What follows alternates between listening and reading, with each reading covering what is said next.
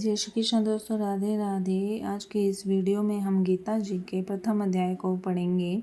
Shorts video में भी मैंने गीता जी की दो पंक्तियाँ डाली हुई हैं, तो आप अगर चाहें तो थोड़ी थोड़ी गीता जी रोज़ दो पंक्तियाँ आप उसमें वहाँ से भी देख के पढ़ सकते हैं और या सुन सकते हैं। ठीक है, तो चलिए स्टार्ट करते हैं पहला अध्याय।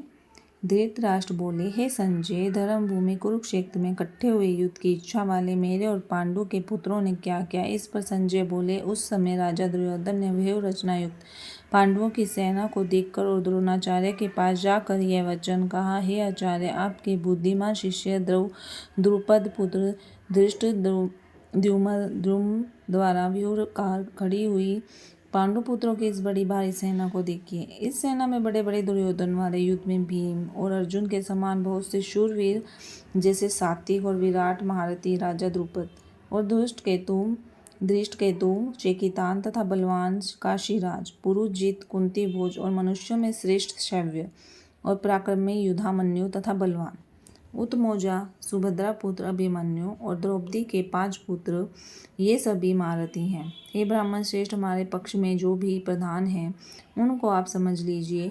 आपके जानने के लिए मेरी सेना में जो जो सेनापति हैं उनको मैं कहता हूँ। एक तो समय आप और भीष्म पितामह भीष्म तथा कर्ण और संग्राम विजय कृपाचार्य, और वैसे ही अश्वत्थामा विकर्ण और सोमदत्त का पुत्र भूरिश्रवा और तथा और भी बहुत सारे शूरवीर अनेक प्रकार से शस्त्र अस्त्रों में युक्त मेरे लिए जीवन की आशा को त्यागने वाले सबके सब युद्ध में चतुर हैं। भीष्म पितामह द्वारा रक्षित हमारी यह सेना सब प्रकार से अजेय है और भीम द्वारा रक्षित इन लोगों की यह सेना जीतने में सुगम है। इसलिए यह सब मोर्चों पर अपनी अपनी जगह स्थित रहते हुए आप लोग सब के सब निसंदेह भीष्म पितामह की ही सब ओर से रक्षा करें। इस प्रकार द्रोणाचार्य कहते हुए दुर्योधन के वचनों को सुनकर कौरवों में विदर्भ बड़े प्रतापी पितामह भीष्म ने उस दुर्योधन के हृदय में हर्ष उत्पन्न करते हुए उस स्वर से सिंह की नाद के समान गरज कर शंख बजाया।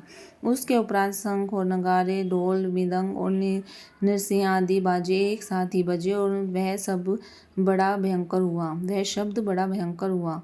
इसके अनंतर सफेद घोड़ों से युक्त उत्तम रथ में बैठे हुए श्री कृष्ण महाराज और अर्जुन ने भी अलौकिक शंख बजाए। उनमें श्री कृष्ण महाराज ने पांचजन्य नामक शंख और अर्जुन ने देवदत्त नामक शंख बजाया। भयानक कर्म वाले भीमसेन ने पौंड्र नामक शंख महाशंख बजाया और कुंती पुत्र राजा युधिष्ठिर ने अनंत विजय नामक शंख बजाया।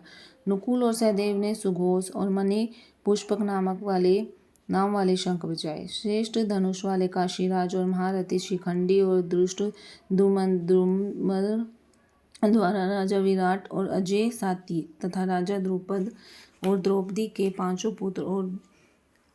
पुत्र और बड़ी भुजा वाले सुभद्रा पुत्र अभिमन्यु, इन सब ने ये हे राजन अलग अलग शंख बजाए। और उस भयानक शब्द ने आकाश और पृथ्वी को भी शब्दायमान करते हुए धृतराष्ट्र पुत्रों के हृदय विदीर्ण कर दिए।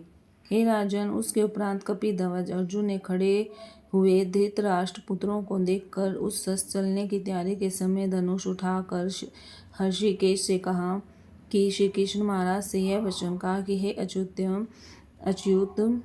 हे अच्युत, मेरे रथ को दोनों सेनाओं के बीच में खड़ा करिए। जब तक मैं स्थित हुए युद्ध की कामना वालों को अच्छी प्रकार से देख लूँ कि इस युद्ध रूप व्यापार में मुझे किन किन के साथ युद्ध करना है, और दुर्बुद्धि दुर्योधन का युद्ध में कल्याण चाहने वाले जो राजा इस सेना में आए हैं उन युद्ध करने वालों को मैं देख लूँ।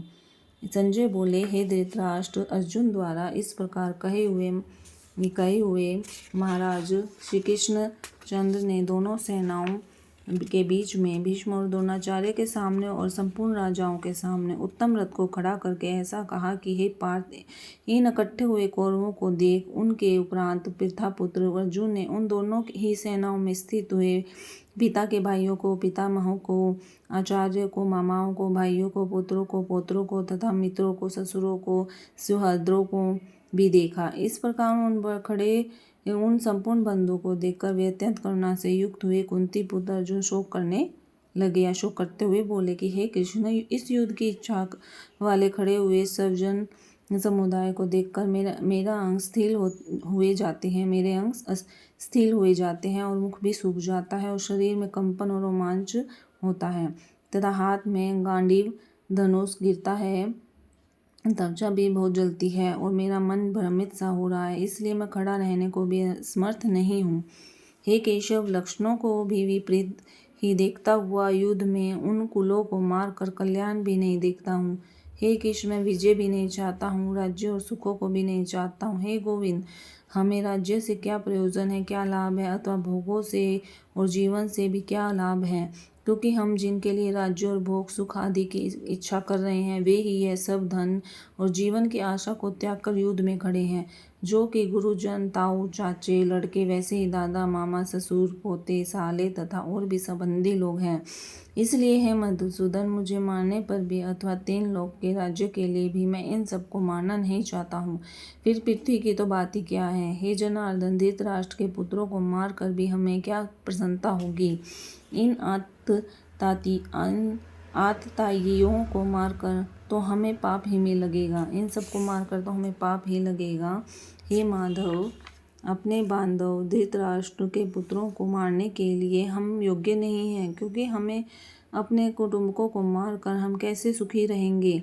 यद्यपि लोभ से भ्रष्ट चित हुए ये लोग कुल के नाश को नहीं देख रहे हैं, नाश के दोषों को और मित्रों के साथ विरोध करने में पाप को नहीं देख रहे हैं, परंतु हे जनार्दन, कुल के नाश करने से होते हुए दोष को जानने वाले, यानी कि ये सब जानने पर भी हम लोग इस पाप से हटने के लिए क्यों नहीं विचार कर रहे हैं। क्योंकि कुल के नाश होने से संतान कुल धर्म नष्ट हो जाता है और धर्म के नाश होने पर संपूर्ण कुल को पाप ही बहुत दबा लेता है। हे कृष्ण, पाप के अधिक बढ़ जाने से कुल की स्त्रियां भी दूषित हो जाती हैं। हे वार्ष्णेय, स्त्रियों के दूषित होने पर वंश संकरण उत्पन्न हो जाता है और वह वंश संकरण कुल घातियों को और कुल को नरक में ले जाने के लिए ही होता है। लोप हुई पिंड और जल की क्रिया वाले इनके पितर लोग भी गिर जाते हैं और इन वंश संकर कारक दोषों से कुल घातियों के सनातन कुल धर्म और जाति धर्म नष्ट हो जाते हैं तथा हे जनार्दन, नष्ट हुए कुल धर्म वाले मनुष्यों का अनंत काल तक नरक में वास होता है, ऐसा हमने सुना है। शोक है कि हम लोग बुद्धिमान होकर भी महान पाप करने के लिए तैयार हुए हैं, कि जो कि राज्य और सुख के लोभ से अपने कुल को मारने के लिए उद्यत हैं, उतावले हैं। यदि मुझ शस्त्र रहित न सामना करने वाले को शस्त्रधारी धृतराष्ट्र के पुत्र रण में मार भी दे तो वह मरना भी मेरे लिए अति उत्तम है, अति कल्याणकारी होगा। संजय बोले, रणभूमि में शोक उद्ग्रीन मन वाले अर्जुन इस प्रकार कहकर बाण सहित धनुष को त्याग कर रथ के पिछले भाग में बैठ गए। जय श्री कृष्ण, राधे राधे। गीता का प्रथम अध्याय यहीं समाप्त होता है।